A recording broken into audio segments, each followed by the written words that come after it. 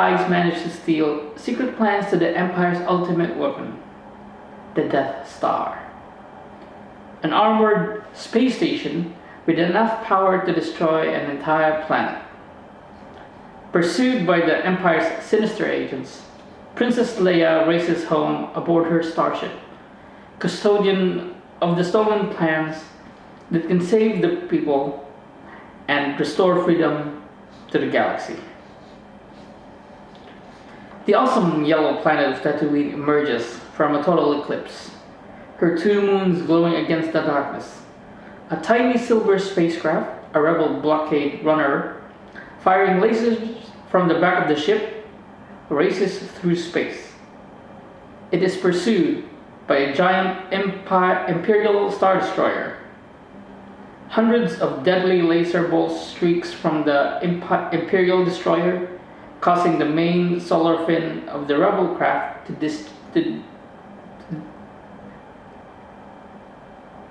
Hundreds of deadly laser bolts streak from the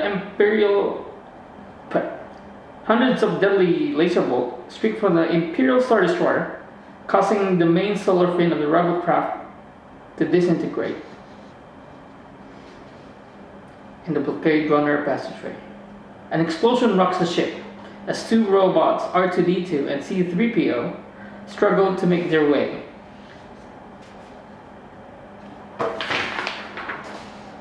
An explosion rocks the ship as two robots, R2-D2 and C-3PO, struggles to make their way through the shaking and bouncing passageway. Both robots are old and battered. R2 is short, claw-armed tripod. His face is a mass of computer lights surrounding a radar eye. 3PO, on the other hand, is a tall, slender robot of human proportions. He has a gleaming bronze-like metallic surface of an Art Deco design. Another blast shakes them as they struggle along their way. 3PO: "Did you hear that? They've shut down the main reactor. We'll be destroyed for sure. This is madness." Rebel troopers rush past the robots and take up positions in the main passageway. They aim their weapons toward the door. 3PO: "We'll do." The little R2 unit makes a series of electronic sounds that only another robot could understand. 3PO: "There'll be no escape for the princess this time." R2 continues making beeping sounds. Tensions mount as loud metallic latches clank at the scream of heavy equipment are heard moving around the outside hull of the ship. 3PO: "What's that?" The Imperial craft has easily overtaken the rebel blockade runner. The small rebel ship is being drawn into the underside dock of the giant Imperial starship. The nervous rebel troops aim their weapons. Suddenly, a tremendous blast opens up a hole in the main passageway, and a score of fearsome armored space-suited stormtroopers makes their way into the smoke-filled corridor. In a few minutes, the entire passageway is ablaze. The deadly bolts ricochet with random patterns, creating huge explosions. Stormtroopers scatters and duck behind storage lockers. Laser ball hits several rebel soldiers, who scream and stagger through the smoke, holding shattered arms and faces. An explosion hits near the robots. 3PO: "I should have known better than to trust the logic of half-sized thermocapsular dehousing assister." R2 counters with an angry rebuttal as the battle rages around the two hapless robots.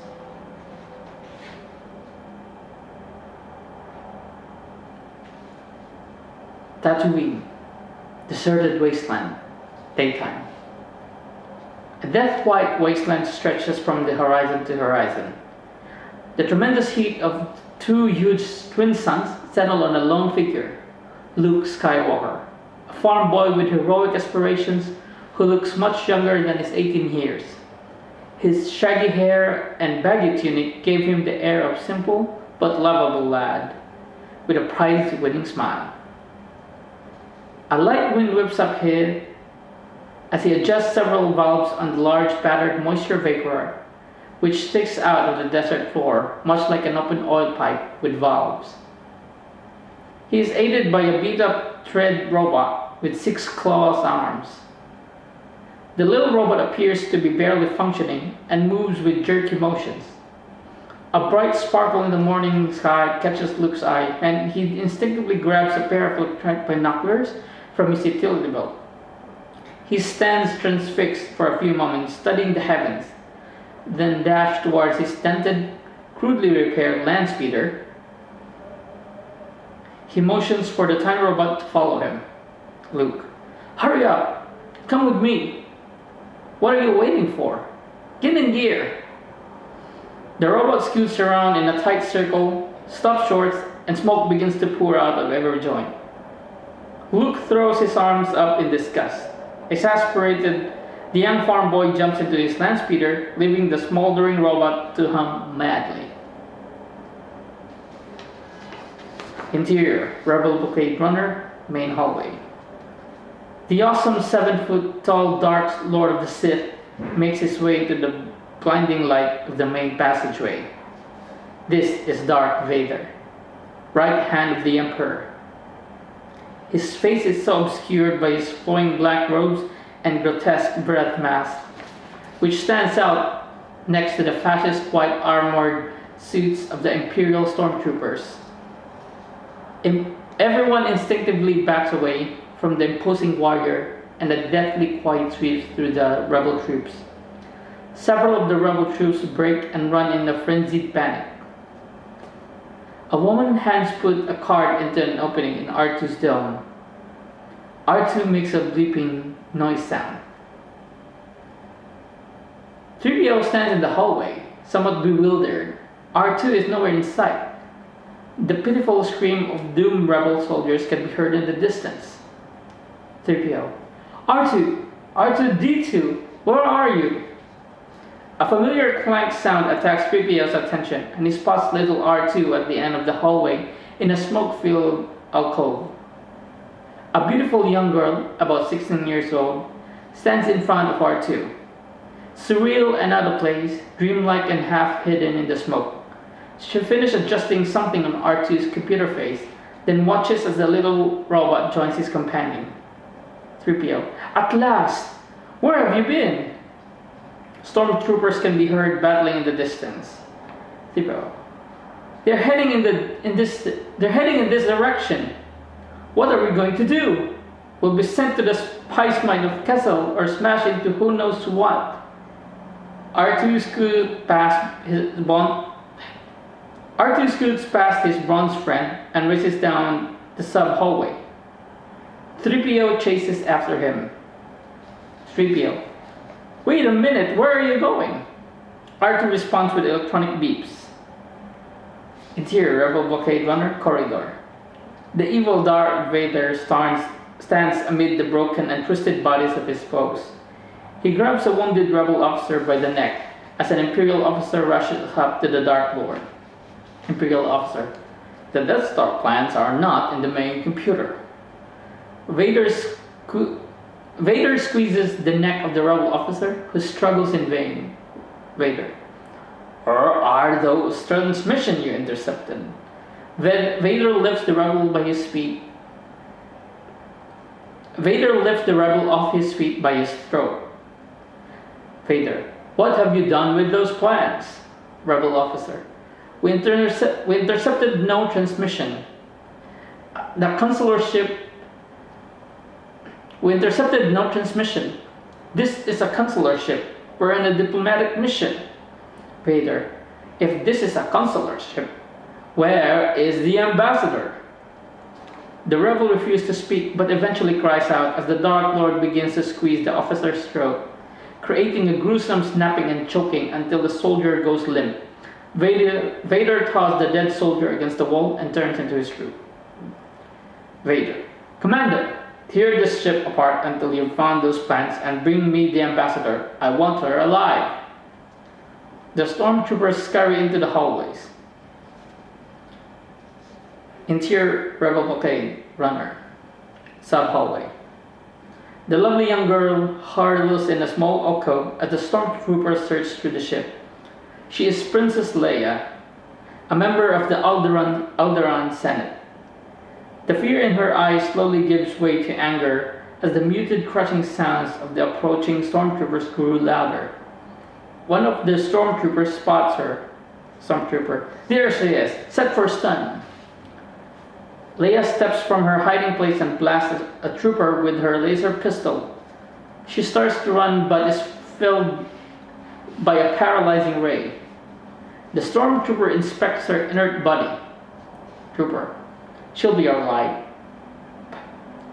Trooper, she'll be alright. Inform Lord Vader we have a prisoner. In the rebel blockade runner sub-hallway. R2 stops before the small hatch of an emergency life pad. He snaps the seal on the main latch and the red warning light begins to flash. The stubby astro robot works its way into the cramped The stubby astro robot works its way into the cramped four-man pod. 3PO. Hey, you're not permitted in there. It's restricted. You'll be deactivated for sure. R2 beeps something to him. 3PO. Don't call me a mindless philosopher, you overweight glob of geese. 3PO. Don't call me a mindless philosopher, you overweight glob of grease. Now come out before somebody sees you. R2 whistling something at his reluctant friend regarding the mission he is about to perform. 3PO. Secret mission? What plans? What are you talking about? I'm not getting in there. R2 isn't happy with 3PO's stubbornness, and he beeps and twangs angrily. A new explosion, this time very close, sends dust and debris throughout the narrow sub-hallways. Flames lick at C-3PO, and after a flurry of electronic swearing from R2, the lanky robot jumps into the life pod.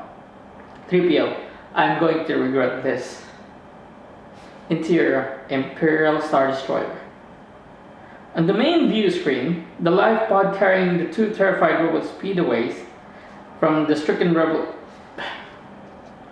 On the main view screen, the life pod carrying two terrified robots speeds away from the stricken rebel spacecraft.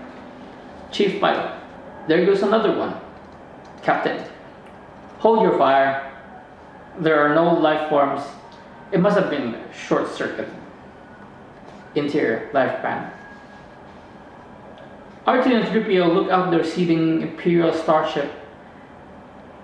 Stars circle as the pod rotates through the galaxy. 3PO. That's funny.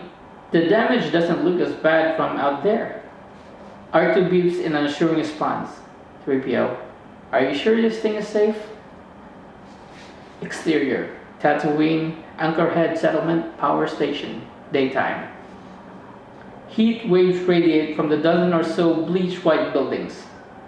Luke pilots his land speeder through the dusty, empty streets of the tiny settlement. An old woman wants to get out of the way. An old woman wants to get out of the way of the speeding vehicle, shaking her fist at Luke as he flies past. Woman, I've told you kids to slow down. Interior, Power Station, day. Luke bursts into the power station, waking the fixer, a ragged mechanic, and Cammy, a sexy, disheveled girl who has been asleep in his lap. They grumbled as he races through the office, yelling wildly. Fixer, did you hear a young noise blast through here? Cammy, it was just a wormy or another rampage. Luke bounces into a small room behind the office where Deke and Wendy, two tough boys the same age as Luke, are playing computer pool-like game with Biggs, a burly handsome boy, a few years older than the rest.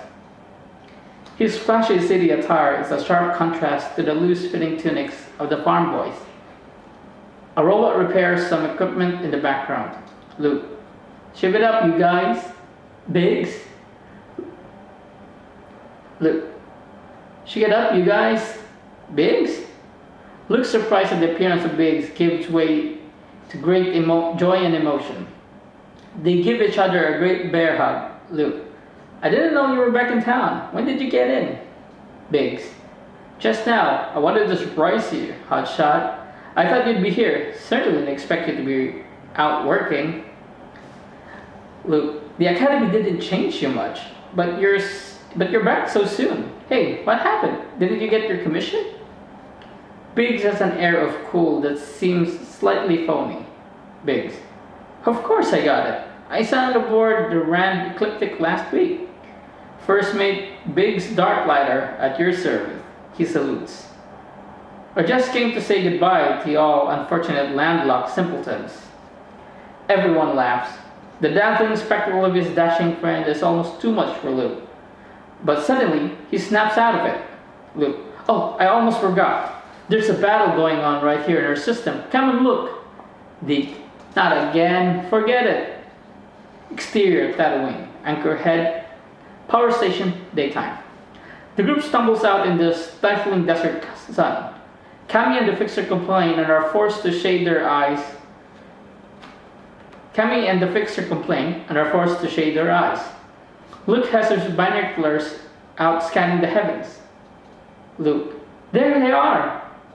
Biggs takes the binoculars from Luke as the other. Biggs takes the binoculars from Luke as the others strain to see something with the naked eye. To the binoculars, Biggs sees two smaller silver pecks. Biggs, that's not battle, Biggs, that's not battle, hotshot. They're just sitting there, probably a freight tanker refueling. Luke, but there was a lot of firing earlier. Cammy grabs the binoculars away, banging them against the building in the process. Luke grabs them. Luke, hey, easy with those, Cammy. Don't worry about it, wormy. The Fixer gives Luke a hard look, and the young farm boy shrugs his shoulders in resignation. Fixer, I keep telling you, the rebellion is a long way from here. I doubt if the Empire would even fight to keep this system. Believe me, Luke, this planet is a big hunk of nothing. Luke agrees, although it's so obvious he isn't sure why. The group stumbles back into the power station, grumbling about Luke's ineptitude. Interior, Rebel Blockade Runner, hallway. Princess Leia is led down on the ceiling hallway by a squad of Princess Leia is led down a low-ceiling hallway by a squad of armored stormtroopers. Her hands are bound and she is brutally shaven when she is unable to keep up with the briskly marching troops. They stop in a smoky hallway as Darth Vader emerges from the shadow. The sinister Dark Lord stares hard at the frail young senator, but she doesn't move.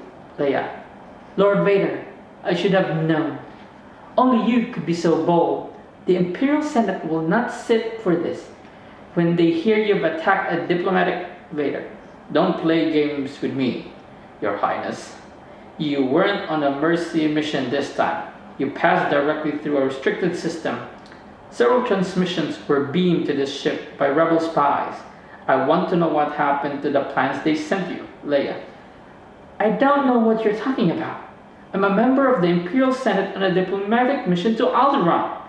Vader, you are part of a rebel alliance and a traitor. Take her away. Leia's marched away down the hallway into the smoldering hole blast inside of the ship. An Imperial commander turns to Vader. Commander, holding her is dangerous. If word of this gets out, it could generate sympathy for the rebellion in the Senate. Vader, I have traced the rebel spies to her. Now she is my only link to find their secret base. Commander, she'll die before she tells you anything. Vader, leave that to me. Send a distress signal and inform the Senate that all aboard were killed. Another Imperial officer approaches Vader and the commander. They snap and stop attention.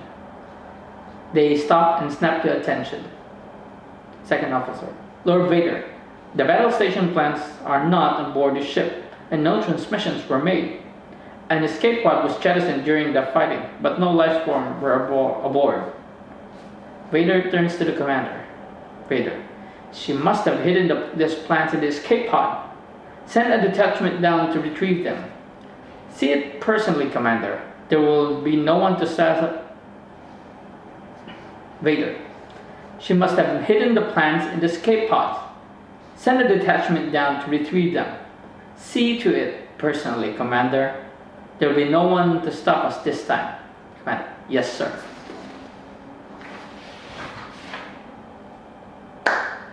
Okay. That's it for today. And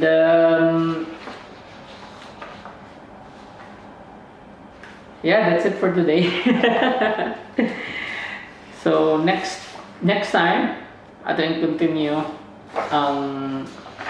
We'll continue the adventures of this young Luke Skywalker, Princess Leia, and what happens to them, and with Darth Vader and the Imperial Senate. We'll see. And alright, baby, this is your father. So weird. This is your father speaking, and I'll see you next time. Bye.